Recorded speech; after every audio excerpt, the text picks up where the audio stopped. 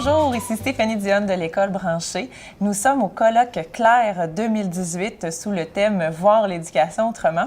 J'ai la chance de rencontrer Sonia Fizet, qui est conseillère pédagogique récit à la commission scolaire de la capitale. Bonjour, Sonia! Bonjour, Stéphanie! Donc, toi, Sonia, c'est pas la première fois que tu viens ici à ce colloque-là. Je pense que tu es venue la dernière fois, c'est ça? C'est ça, j'étais ici effectivement l'an dernier. Puis avec quoi tu es repartie l'année dernière qui t'a permis de t'ouvrir d'autres horizons? Du moins, qu'est-ce que tu en as retenu? Alors, c'est ça. Moi, quand je suis venue ici l'année dernière, ce qui m'a vraiment impressionnée, c'est de voir la multitude d'outils offerts aux jeunes.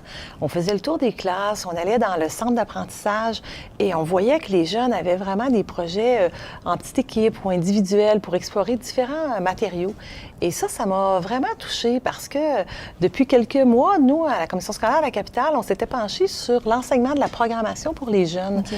Et on avait du matériel robotique qu'on prêtait aux écoles. Et là, on s'est mis à se dire, bien, pourquoi est-ce qu'on n'essaierait pas de diversifier notre matériel? On a aussi réalisé qu'il y avait beaucoup de façons d'enseigner la programmation avec d'autres choses que la robotique. Alors, on a pensé à faire un continuum, un développement de continuum en lien avec et la robotique et la programmation. Okay. On est parti de nos robots. On a regardé tout ce qui s'offrait avec des logiciels souvent gratuits en ligne avec l'ordinateur. Okay. Il y en avait aussi, il y a beaucoup d'offres d'applications super intéressantes sur les tablettes. Alors, on a bâti un continuum où, pour chacun des degrés, on offre une série d'ateliers, finalement. Alors, j'arrive en classe et j'offre aux enseignants de présenter ces différents ateliers-là. Et on peut avoir, par exemple, des robots. Chez les petits, on va utiliser les Bee-Bots, mais on va avoir aussi des applications sur une tablette. On va avoir aussi des sites en ligne. Alors, les jeunes découvrent la programmation à travers plusieurs outils.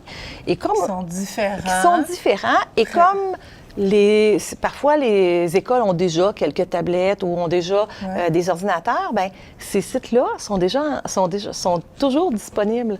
Alors, même après notre passage comme conseiller pédagogique, les enseignants peuvent laisser l'accès à ces plateformes-là aux jeunes. Puis, quand je regarde, par exemple, avec la programmation sur tablette avec Scratch Junior, j'ai répertorié 29 défis.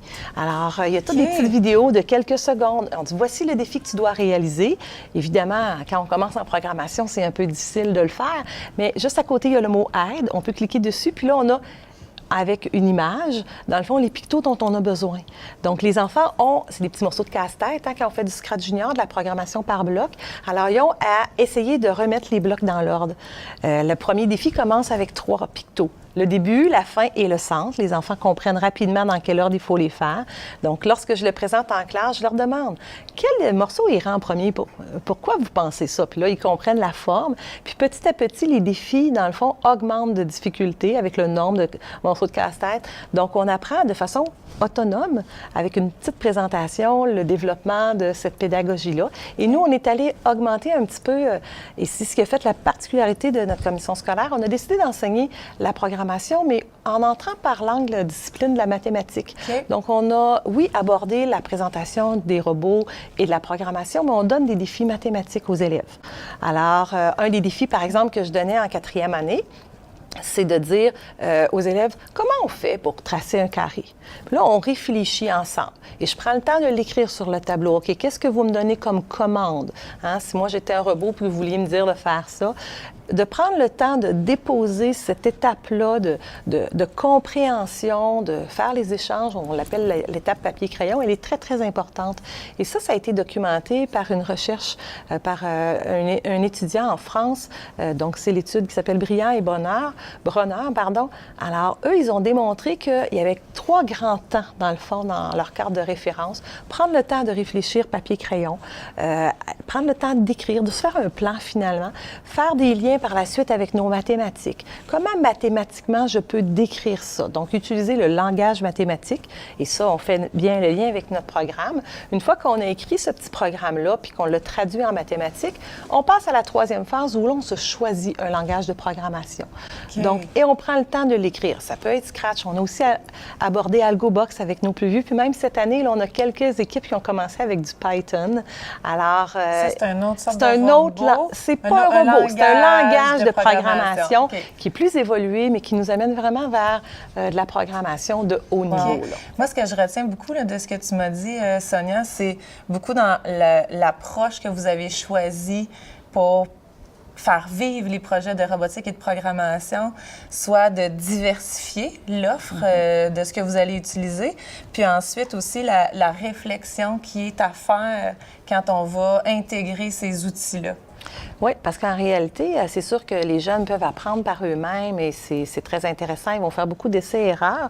Mais pour arriver au niveau pédagogique, pour avoir une force, pour faire le lien avec notre programme, l'étape, on a ajouté dans le fond, suite aux réflexions des lectures du cadre de référence qu'on a fait, l'étape de réflexion papier-crayon. Et tantôt, j'ai commencé à visiter le centre d'apprentissage. Le lab créatif. Et je demandais à un des premiers jeunes qui a fait quelque chose de vraiment particulier, où c'est vraiment un labyrinthe d'étapes avec toutes sortes de Lego et de moteurs qui viennent de plusieurs appareils. Je lui disais, est-ce qu'avant de faire ton montage, est-ce que tu avais fait un plan? Puis là, il me sort sa feuille, tu sais, puis il me la montre. J'ai fait... C'est ça, je trouve ça vraiment important. Puis j'étais contente de voir que, tu sais, les jeunes aussi ici participent à ça. Et une autre grande force, je dirais, qui est super importante, c'est de penser de travailler en équipe. La collaboration est vraiment importante dans ce travail-là. Puis quand nous, on fonctionne sous forme d'atelier, on travaille toujours avec à deux pour que justement les jeunes échangent, apprennent ensemble, construisent ensemble. Finalement, hein, il y a beaucoup d'éléments que vous pouvez aller développer, travailler. Tu sais, t'as parlé de mathématiques, après ça, tu as parlé de compétences de créativité, de réflexion, de travail d'équipe, artistique. Tu as parlé à plusieurs niveaux. Donc, finalement, c'est pas non plus juste pour s'amuser, la programmation ou la robotique. Il y a vraiment des apprentissages qui sont concrets. Puis parle-moi un petit peu pour terminer peut-être des bénéfices que tu vois justement dans la progression des apprentissages, puis ce que les élèves vivent au travers de ça. C'est sûr que ce qu'on voit beaucoup, c'est la motivation. Hein?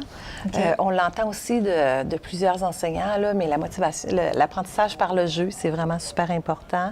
Moi, je pense que justement, de permettre d'exploiter ces différents potentiels, c'est super important. Les jeunes, ce qui en retirent, c'est vraiment la motivation, la création, démontrer. Puis là, ils nous dépassent, hein, on le dit souvent, nos enseignants aussi. Là, ils nous arrivent, puis « Ah, Madame Sonia, est-ce que je peux vous montrer tel programme? Regarde! » Puis là, des fois, je fais comme wow! Hey, wow!